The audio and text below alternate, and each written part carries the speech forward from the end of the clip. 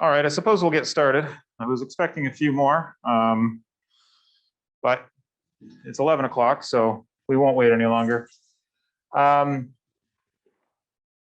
many people is this the first time they've been on campus in a year and a half?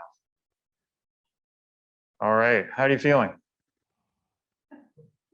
You okay? Good, good. All right, well, thank you for coming. I'm just going to go over some of the basics of the technology that we've installed in the classrooms here at King's over the last year. You'll notice there's a camera right above you at the back of the room. There's a microphone hanging from the ceiling right there. And I'm wearing a microphone. So those are a couple of things that have changed. Those things are in every single classroom at King's, all 42 of them. It doesn't matter what classroom you go into, you will find the exact same equipment in every room. If you've taught here at King's in the past, you'll find that most of this is the same. If you haven't, I'm going to go over everything you need to know anyway. So a couple of other things that have changed over the last year. DVD players and VCRs are gone, finally. All of the computers in all of the cabinets in all of the classrooms are less than a year old. They are brand new. They all have DVD players, and DVDs can be played in them. DVDs can also be shown via Zoom if you want to do that sort of thing. We've also removed support for all VGA cables. So if you are used to using your laptop and connecting it to the projector via VGA, welcome to 2021. VGA is technology that is a solid 30 plus years old, and supporting it was painful, so it's gone. If you need to connect your laptop to the projector, we have HDMI cables here. But I'm going to tell you that your own laptop is not connected to the camera in the room. It's not connected to the microphone system in the room. And therefore, I highly recommend just using the computers that are in the room for your presentations. If you have special needs on your laptop, if you have special applications, if you're using a Mac laptop, for example, and you use Keynote, then there are ways of connecting your laptop wirelessly to the projector in the room via Zoom. And I can get into that if that's something that you want to do. I'm not going to go over it right now because I don't think that that's going to be something that the majority of faculty members want to do. So the computers are brand new. You can do everything that you need to do, generally speaking, on them here in the classroom. There is only one camera in the room. There's not two cameras in the room. There's only one camera facing this way, not a camera facing that way. There are reasons for that. The first being that it's easier. It's less complicated for you as a professor who's teaching a class. You don't have to worry about switching between cameras. There's also no tracking. The camera is not going to follow you around the room, which would be great, but it's just, you know, it's prohibitively expensive to do that in every classroom. So this is what we've got. One thing you will notice, there is a monitor in every room on the podium that permanently displays what the camera is seeing at the back of the room. I'm going to show you that since you don't have the ability to necessarily see it from where you're sitting.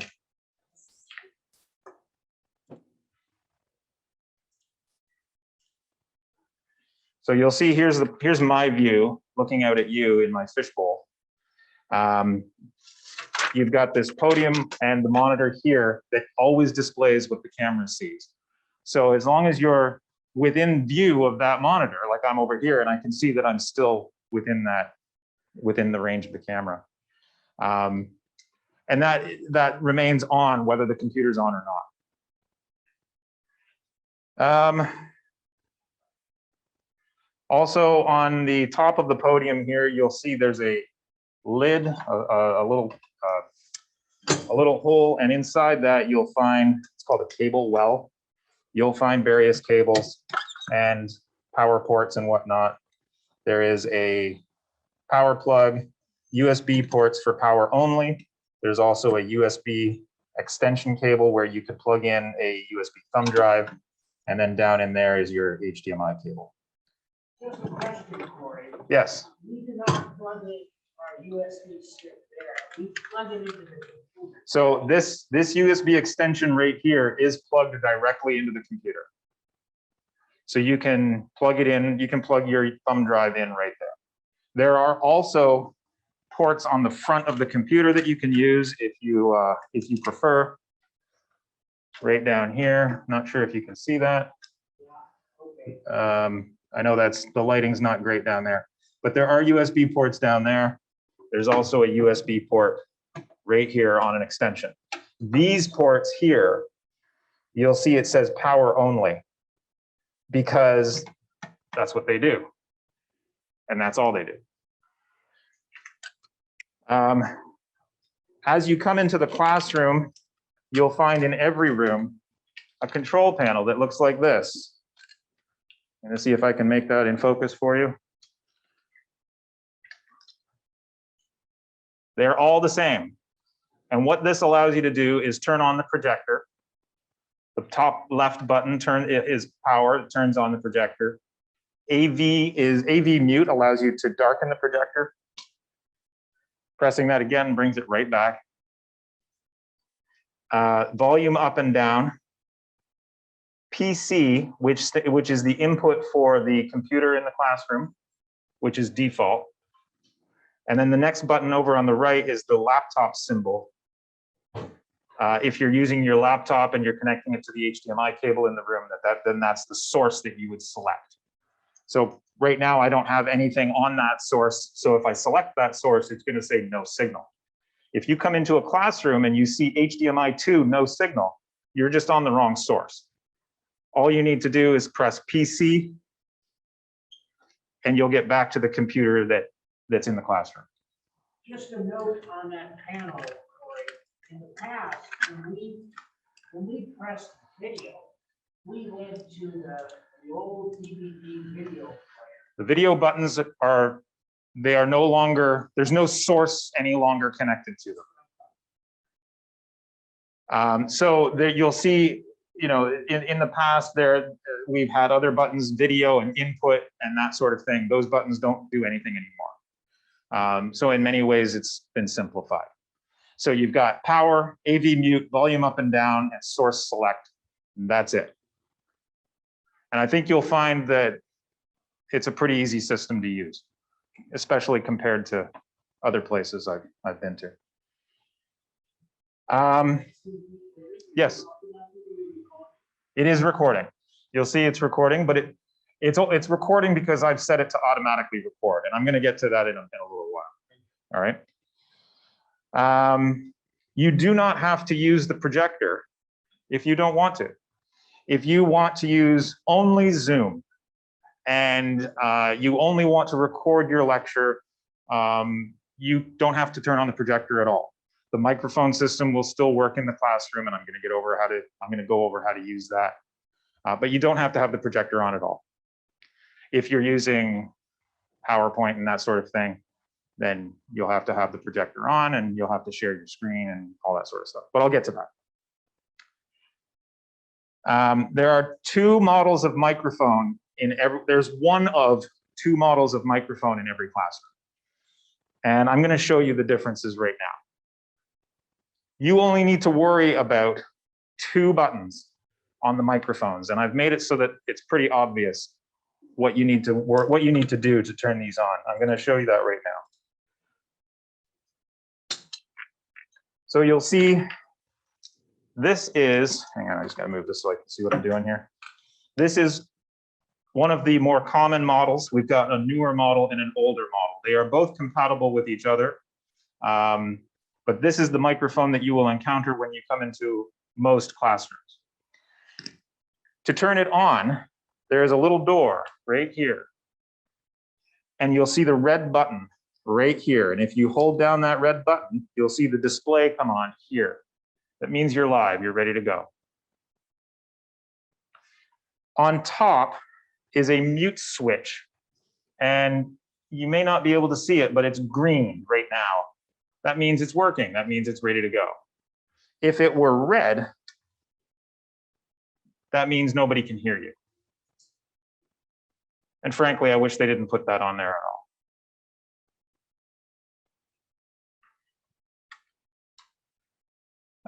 Anything else in here, you do not need to worry about, you do not need to touch. There's a switch here and another button here. Please don't touch them, ever.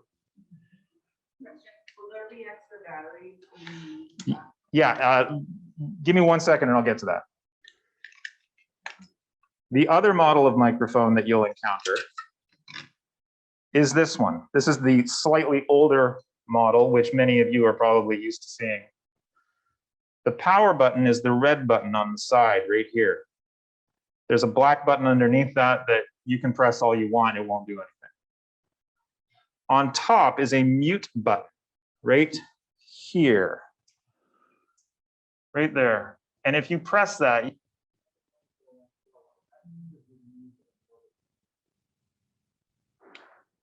so I know that the people online just couldn't hear what I just said because I muted myself. What I said was, if you press the mute button, nobody can hear you. Can anybody online confirm that that's the case? I can hear you. But you couldn't hear me briefly, could you? Can you do it again? Yes.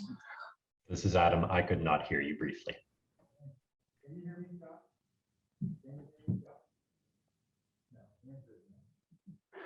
All right, so you don't want to hit the mute button. Nobody will hear you.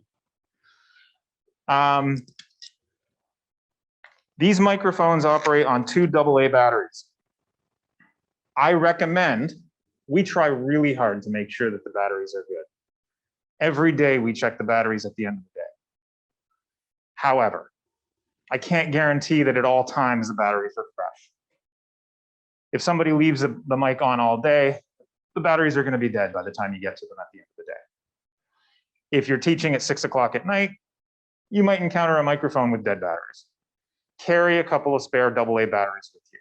If this is a problem for you, I'll give them to you. I don't care. I have lots. I'll provide them. Just ask me. I'm hesitant to leave new batteries in every classroom because they'll just get used and then there won't be batteries in the classroom. You know what I mean? They'll get, or people will take dead batteries out and put them beside the new batteries. Are you using new batteries or are you using old batteries? Who knows? So just carry a couple of spare batteries with you. If you run out, ask me, I'll give a couple to you, no problem.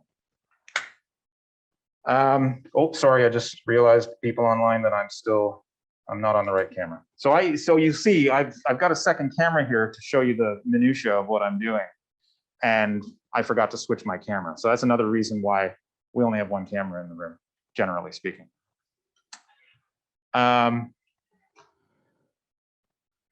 So this is called a lav mic or a lavalier mic. I call it a lapel mic because it makes sense. It goes on your lapel. These mics broadcast over the PA system in the classroom, as well as onto the computer. The second mic in the room, the one that hangs from the ceiling, that only broadcasts over the computer.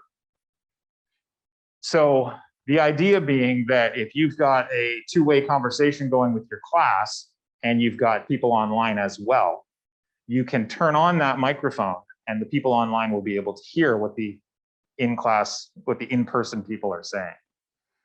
This is important. Every room has a switch. It's a blue switch. And on it, it says class mic, push to mute, release to unmute. I'm going to show that to you right now.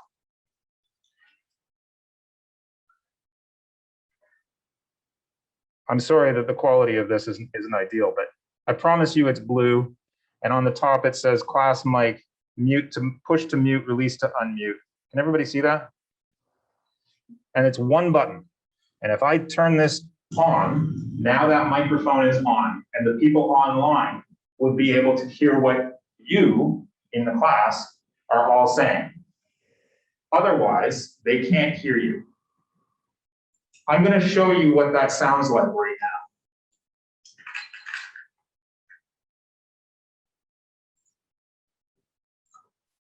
So Whoops. This is what the microphone that I'm using sounds like to the outside world. And only this microphone, only this lapel microphone. Hello, this is a test of this microphone. Checking 1, 2, 3.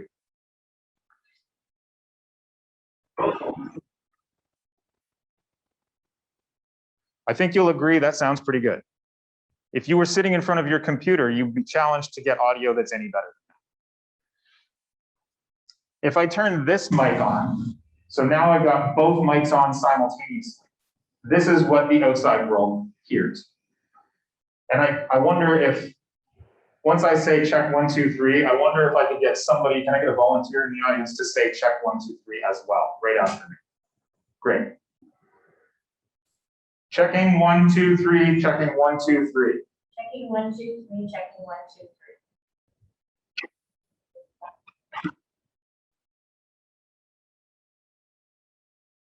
Is the audio quality amazing? No. Is it adequate? Yes. We could have put 6 microphones in every single room and made it so that everything is perfectly clear and whatnot. I can list the reasons why we didn't do that. This is what that microphone sounds like when my lapel microphone is not on. So I'm just using that mic. Testing 1, 2, 3, checking 1, 2, 3, testing 1, 2, 3.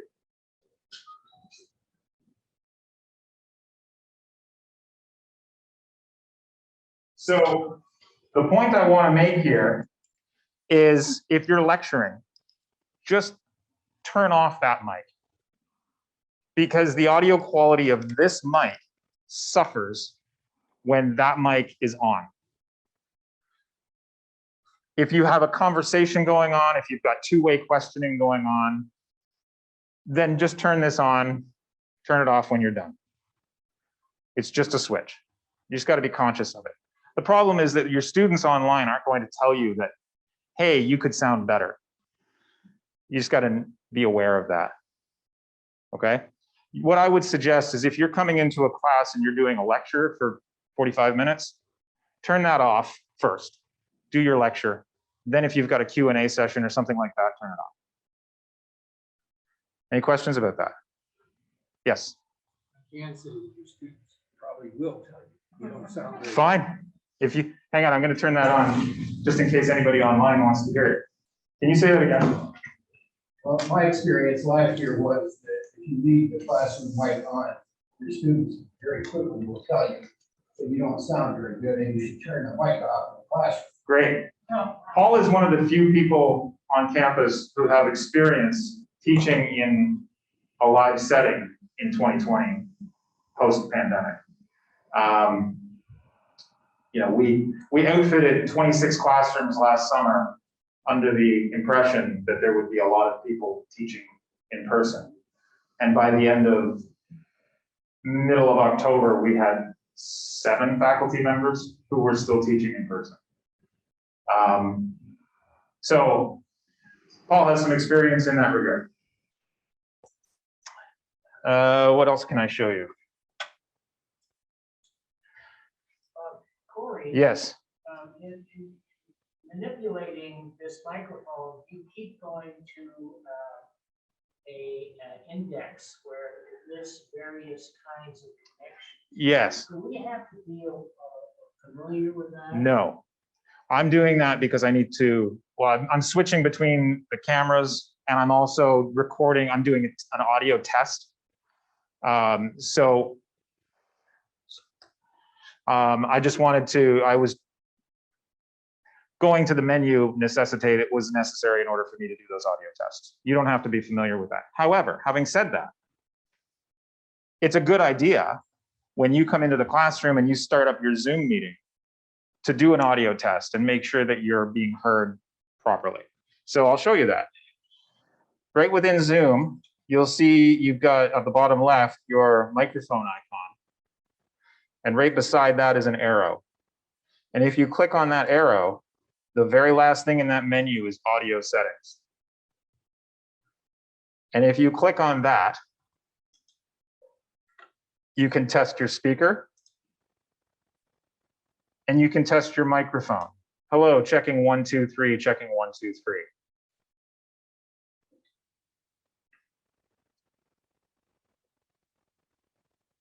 This allows you to know before you even get started that your speakers are working and everybody in the outside world will be able to hear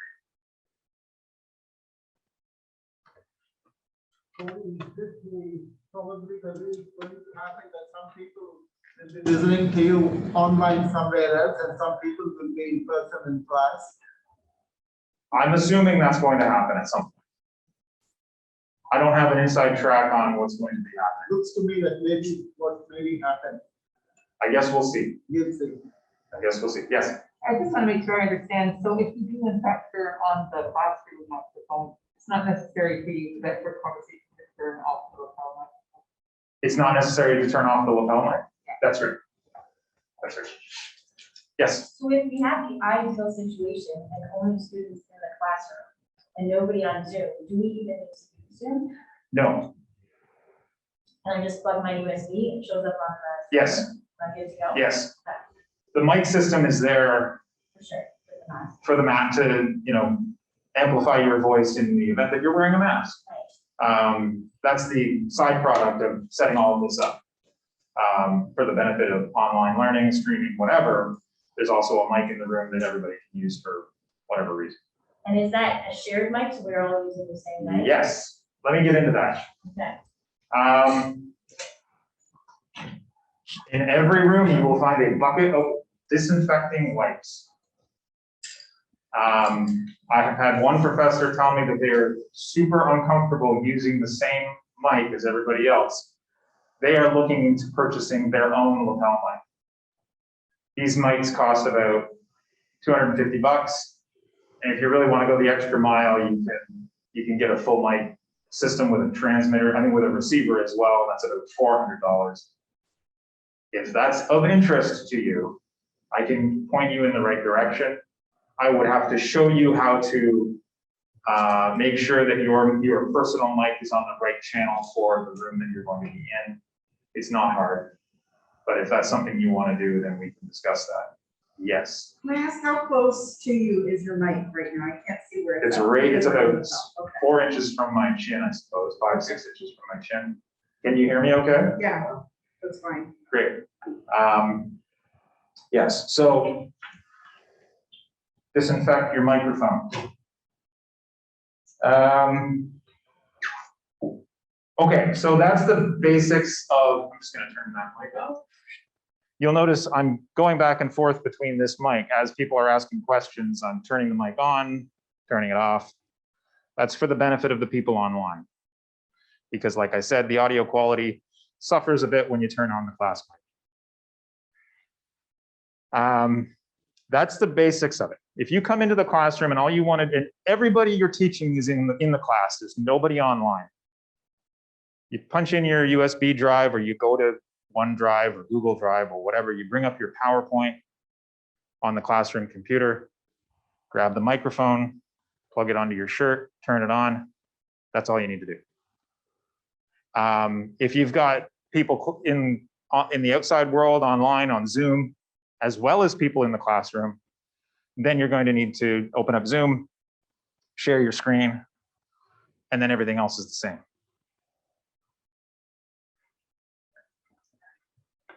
I want to show you one thing that's very important about Zoom.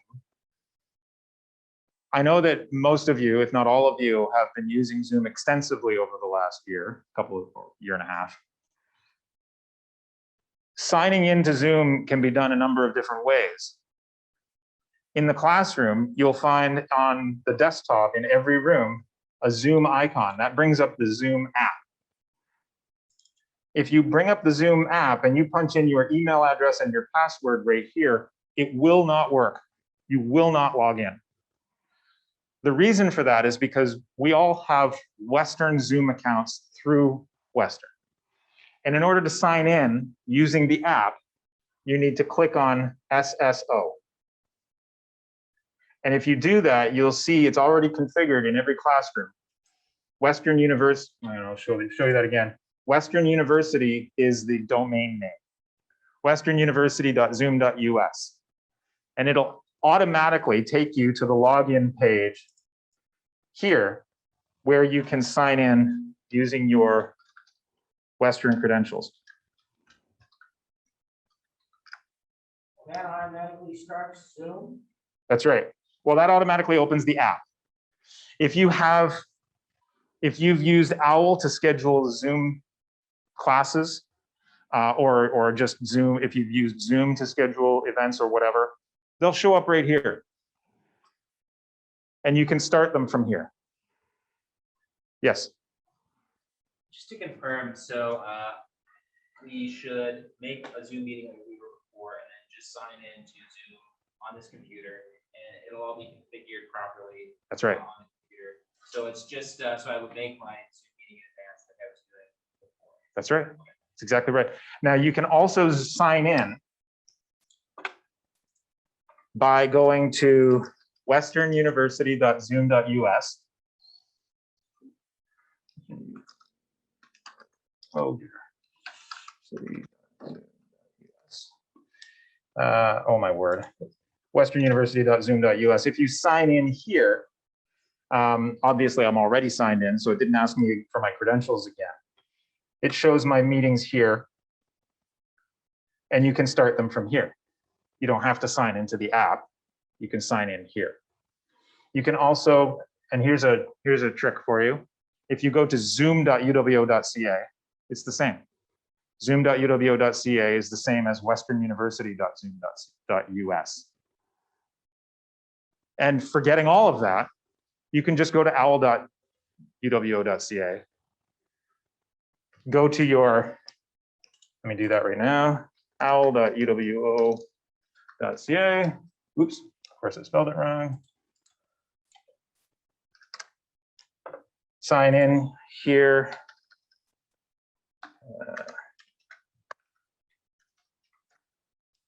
Find your class, whatever class that you're going to be teaching. And then on the left side here, you'll see your Zoom tab, and any scheduled Zoom meetings appear here, and you can start them from here. So there's no shortage of ways to sign into Zoom. Any questions about any of that? Yes. If I have my Zoom meeting open and I want to allow students to who are on Zoom to be able to comment like in class. Yes. And I have my Zoom minimized like we had before. Yes. Is there a way to see like how who's putting their hand up? Because that's something I would see. I'm of the opinion that if your students want to speak while you're teaching, they should just let you know verbally. Because if I was teaching, like as I'm doing right now, if I'm teaching, if I'm lecturing, if I'm training, if I'm doing anything, and somebody online has something to say, I don't know. I'm not going to see. I mean, unless I'm paying attention to the screen. Like if Adam, can you raise your hand? We'll see what that looks like. But I mean, unless I'm paying attention, I'm not necessarily going to see that. You know, and the same thing is what you see here is what you see here as well. Yes. I was on sabbatical, so I didn't do any Zoom meetings last year. So to start a Zoom meeting, and I'm in OWL, I go up to schedule a meeting, that little box up there on the right. That's what I do. Yes. And then I have to schedule a meeting Yes. and then activate it. Yes. And then how do I send a notice to all my students? Well, you can send a notice to your students via OWL, as you always do, and just say, the Zoom link is posted within the Zoom tab within OWL. The class starts at whatever time on whatever day. And they'll know at that time, on that day, at that time, they need to go to the Zoom tab within your OWL site, and they can join the Zoom meeting from there.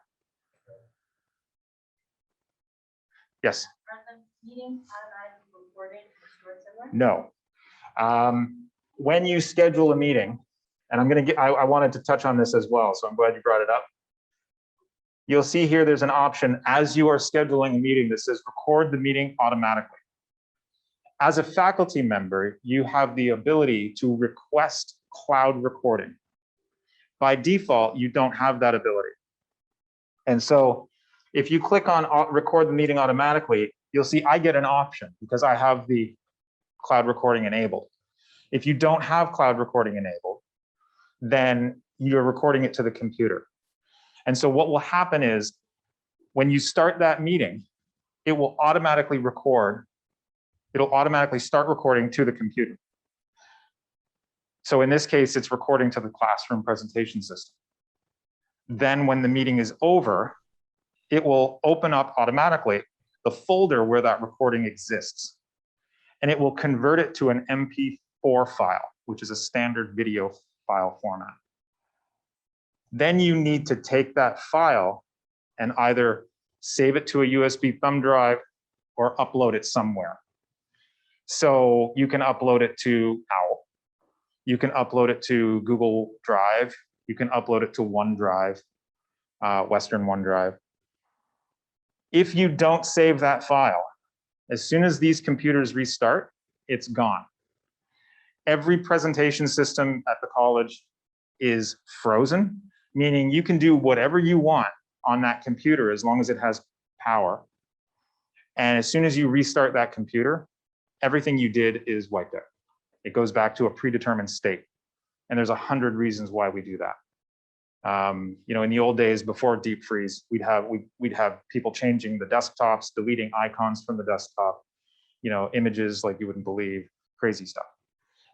So now they're locked down. You can do whatever you want, but as soon as we restart it, it's all gone.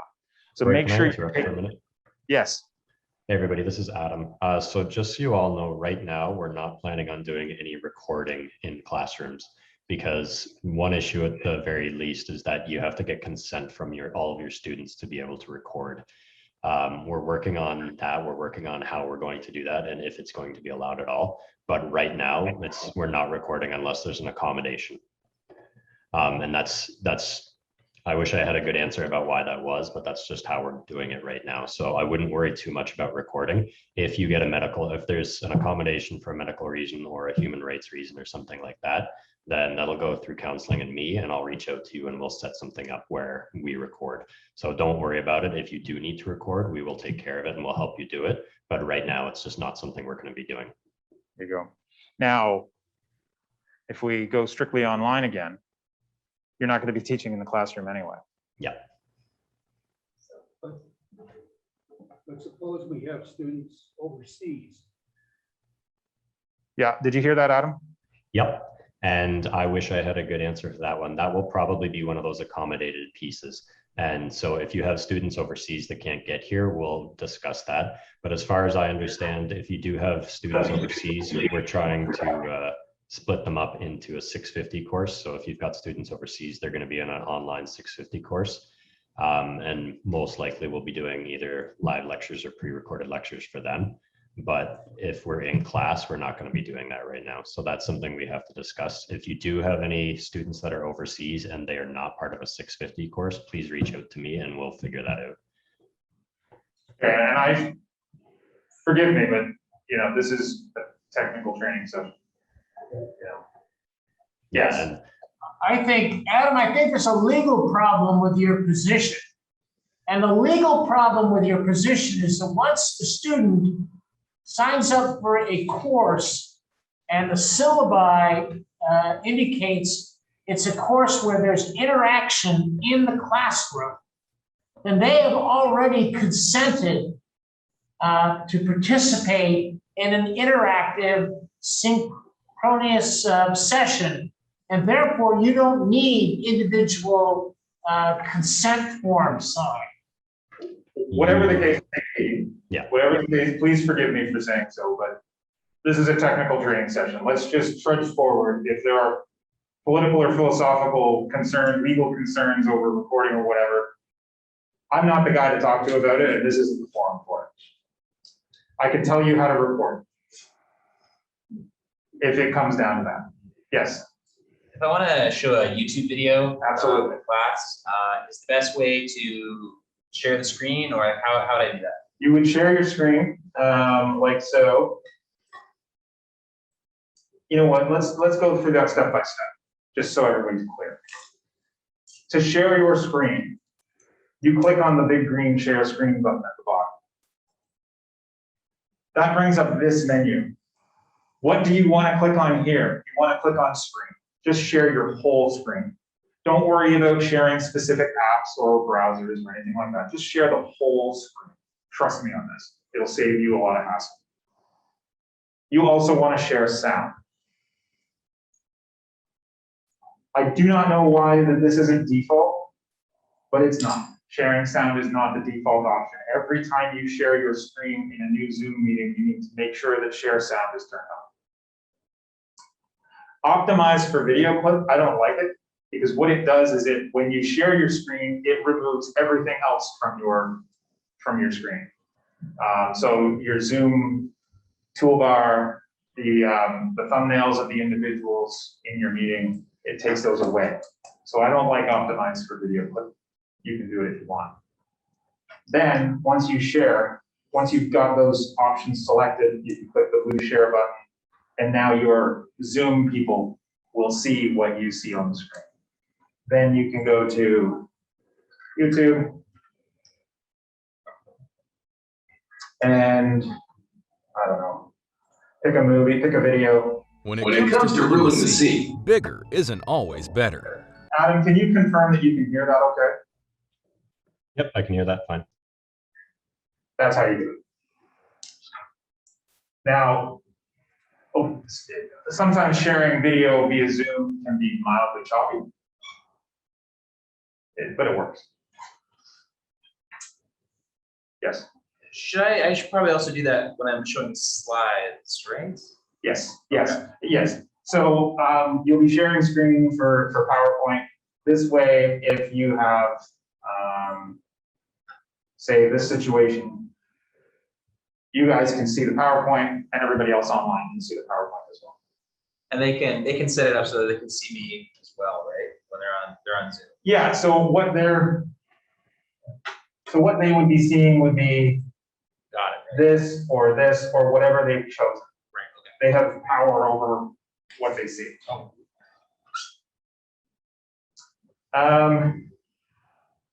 What else did I want to get into here? So we've signed in, we've shared screens. I have a question. Recording, yes.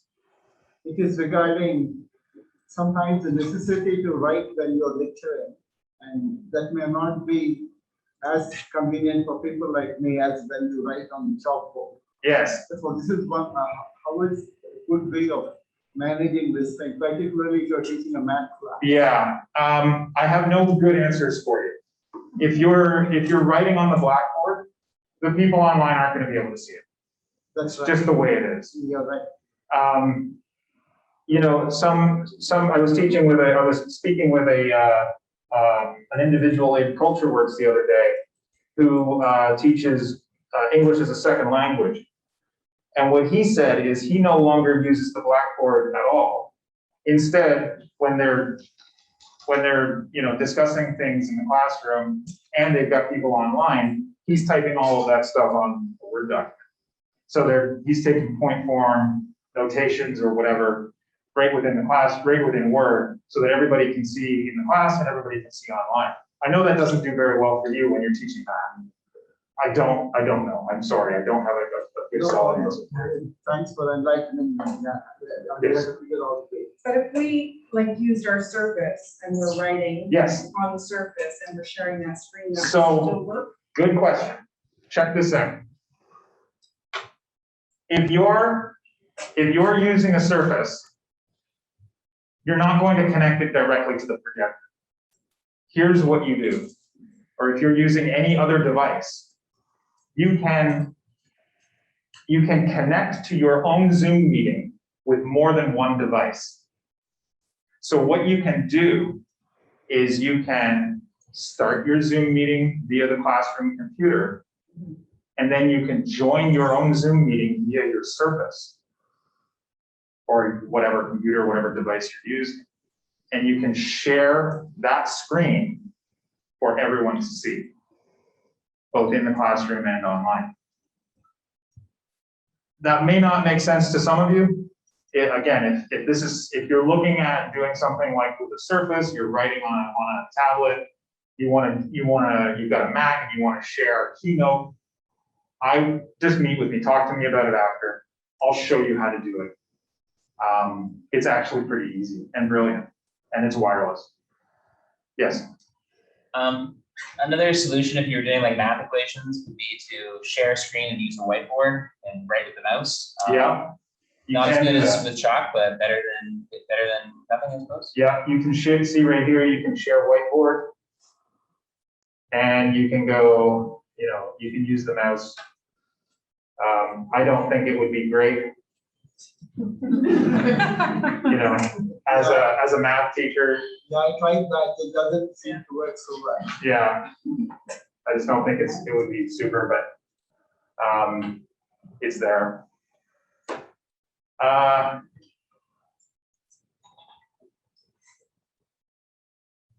So I was mentioning cloud recording. If you want to have cloud recording, you need to request it from Western Technology Services, WTS. If you, let me just show you here real quick.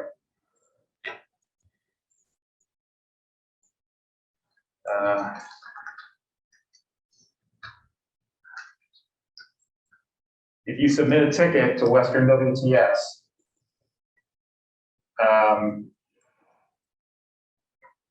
let's see here, right here. So I just Googled Western WTS ticket, and you can create a service desk ticket. And if you submit this, you'll have to sign in. If you submit a ticket to WTS and just say, hey, I'd like to have cloud recording enabled, they will enable it for you. And the bonus of that is, like I said, if these computers restart during a recording, if power goes out, then you lose that recording. If you're cloud recording, then the recording is safe. The problem with cloud recording, potentially, is the cloud recordings are only online for 7 days, and then they are deleted. So hypothetically speaking, I'm teaching in class, I've recorded via the cloud, I end my session, I go home, I then need to get on my cloud recording server via Western University.zoom.us, download that video, and then upload it to Howl within 7 days. Oh, you can't just share a link, because it'll disappear after 7 days? That's right. Oh, okay. Yeah. By the way, what is the acronym SSO stand for? WTS? Oh, it is okay. Yeah, I'm sorry, I didn't quite hear your question. SSO.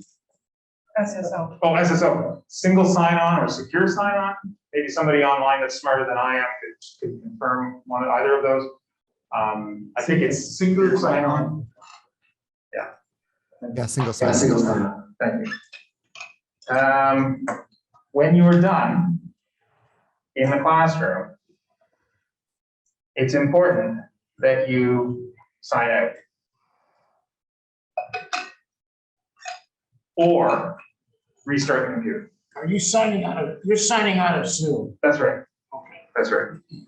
Or, like I said, if you go to the start menu and you click on restart, the big red restart button, then everything's wiped out, you're signed out. But again, make sure you got the video file off the computer before you restart. Any other questions? Remember how I said I'd be surprised if this took more than half an hour? I'm sorry. Are they going to clone you, Corey? No, actually, For those of no. us who are Luddites? But that's a good question. No, however, you'll see on the desktop of every classroom computer, and I know it's hard to read, it says for technical assistance, call 519-518-0192. Anybody want to call that number? Scott, can you call that number? Will do. Please. Can you read it off to me again? I can't see it from here. I'm sorry? Can you read it off to me, please? I can't see it from here. 519-518-0192. Colin. Why can't you see it if you're not sharing the screen? I'm not sharing this screen.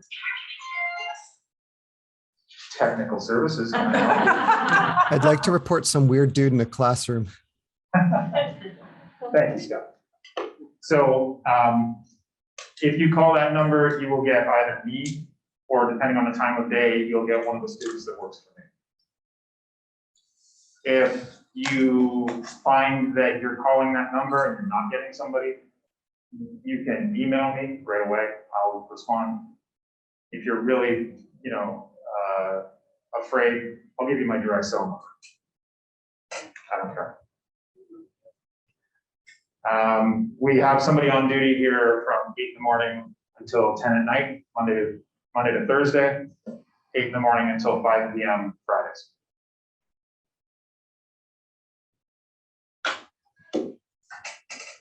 Any other questions? Okay, I'm going to stick around if you want to talk to me after, or if you have any specific questions, I can go through with you. I'll be here. All right. Anybody online want to say anything? You did a great job, Corey. Hey, thanks. That's exactly what I was looking for.